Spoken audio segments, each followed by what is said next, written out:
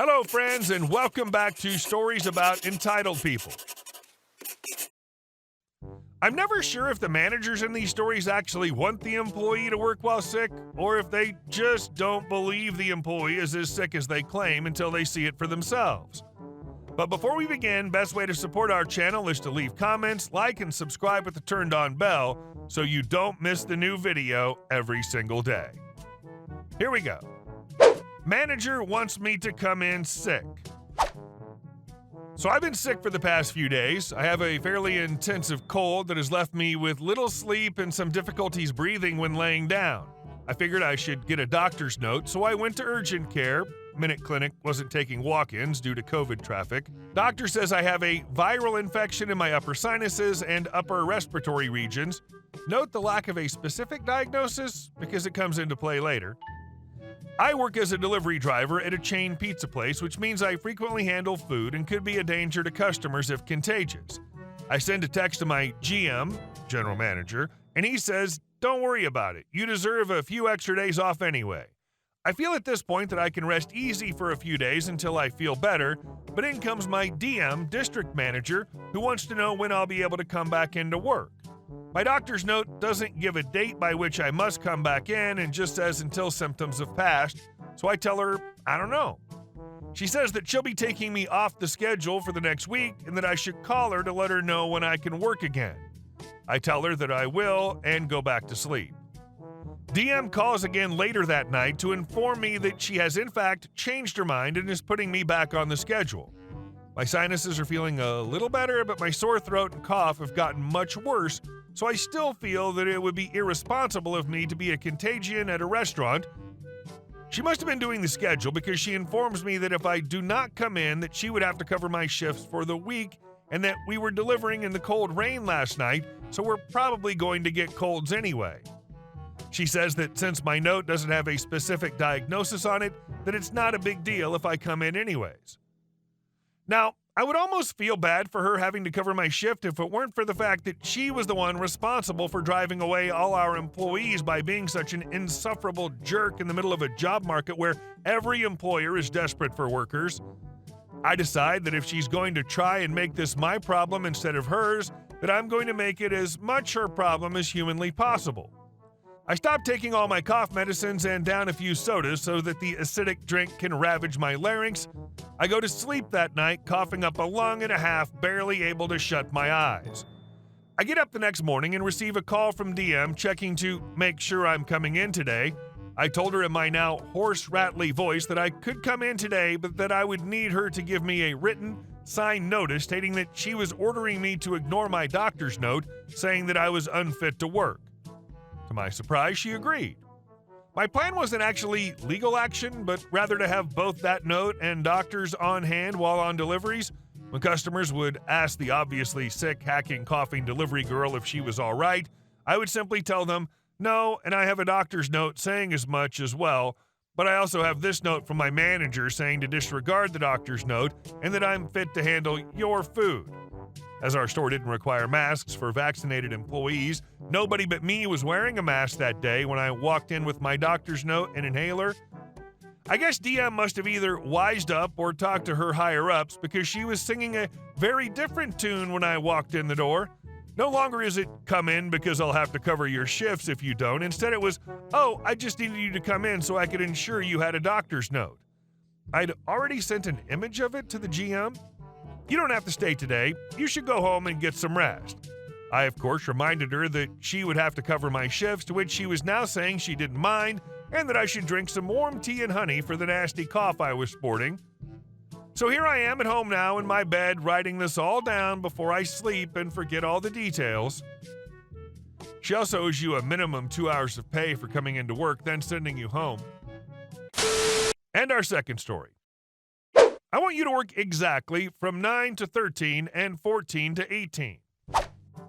After the lockdown period, I asked for a raise to my boss, just because, during pandemic, being the only young employee, I was tasked to instruct other older colleagues with the use of modern meeting apps.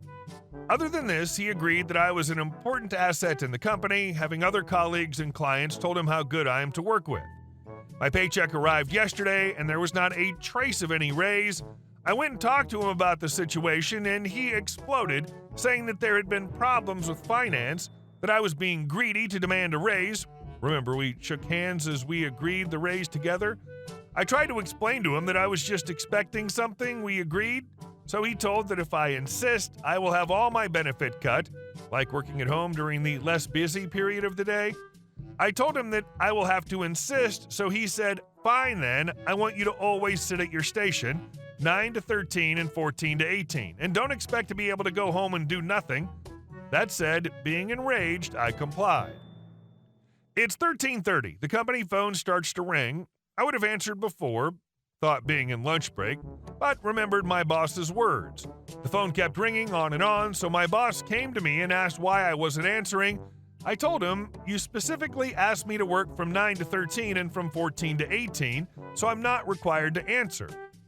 He was fuming, but he thought he could bypass the problem by taking the phone himself. Obviously, the phone is locked as he has inside sensible data. He demanded that I tell him the password. "Sure," I said, "come back at 14 o'clock and I'll tell you." He went away, telling me to start looking at other jobs, implying that he'll fire me for that.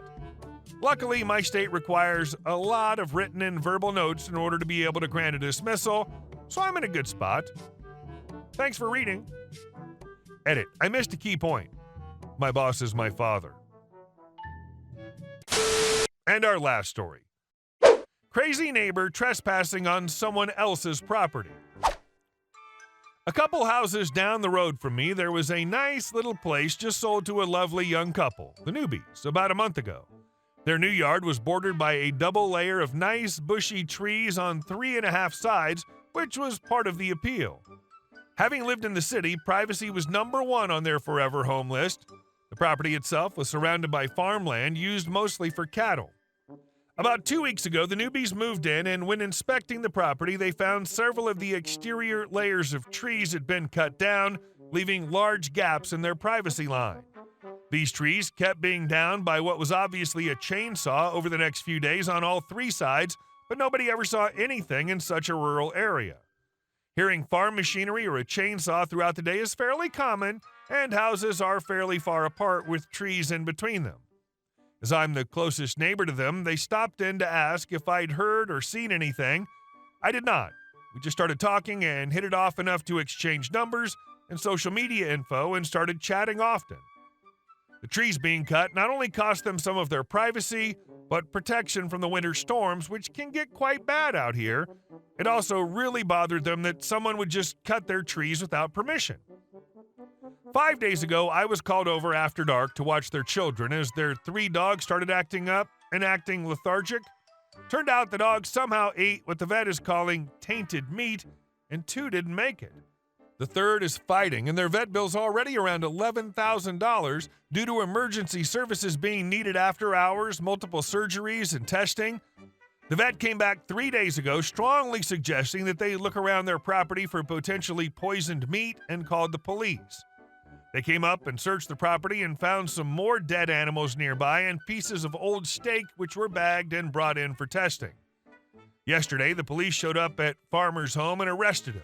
He literally lives right next door to me, so it was not hard to see what was going on. I called the Newbies to ask if it had anything to do with their issue, and Papa Newbie just told me the whole messed up story. Holy crap, turns out Farmer's a legit basket case. The Newbies were approached the day they took their final pre-sold inspection of the property about the trees in the back of the yard by Farmer. Farmer told the Newbies that their tree branches were growing onto his land and affecting the effectiveness of his electric fence, installed just last fall. Farmer strongly suggested to Newbies that they cut the double line of trees down entirely. Newbie suggested Farmer move his fence back a foot instead, as Newbie stated, "Those trees are older than me."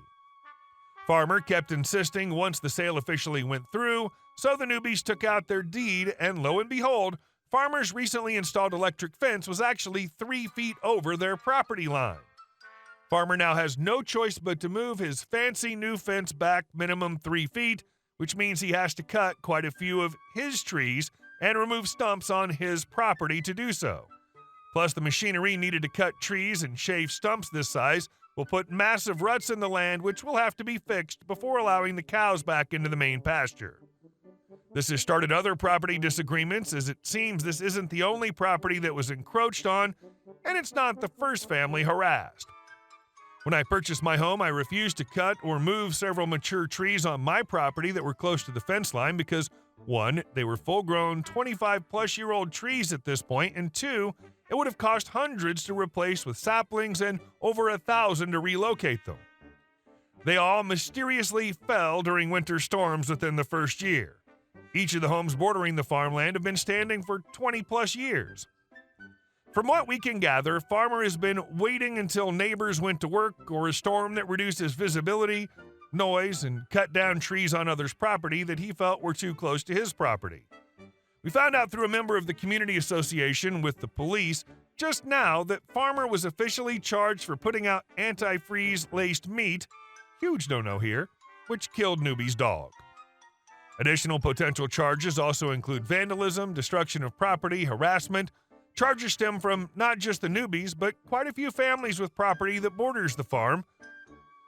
I wish I could prove it was Farmer that cut down my trees, but given all this, I know it was.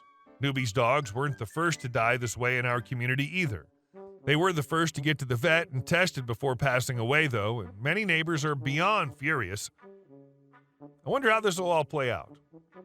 This smells an awful lot like karma. Some people should be permanently banned from owning and purchasing any land or real estate. Hey guys, thank you all for watching the video. I'll see you in the next one.